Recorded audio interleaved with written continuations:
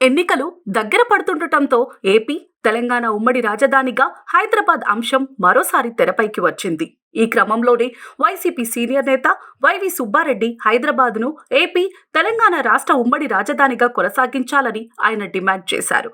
విశాఖలో పాలనా రాజధానిని ఏర్పాటు చేసేవారు, హైదరాబాద్ను ఉమ్మడి రాజధానిగా కొనసాగించాలంటూ ఆయన సంచలన వ్యాఖ్యలు చేశారు. దీనిపై త్వరలో రాజ్యసభలోనూ చర్చిస్తామని చెప్పుకొచ్చారు. కాగా ఈ సంవత్సరం జూన్ నెలతో ఉమ్మడి రాజధాని గడువు ముగియనుంది. ఇదిలా ఉంటే ప్రత్యేక హోదాపై నిన్న ఆయన కీలక వ్యాఖ్యలు చేశారు.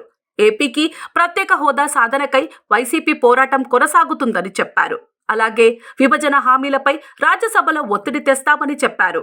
ఏపీలో రాజ్యసభ ఎన్నికలకు వైసీపీ తరపున వైవి సుబ్బారెడ్డి నామినేషన్ కూడా దాఖలు చేసిన అనంతరం ఈ వ్యాఖ్యలు చేశారు.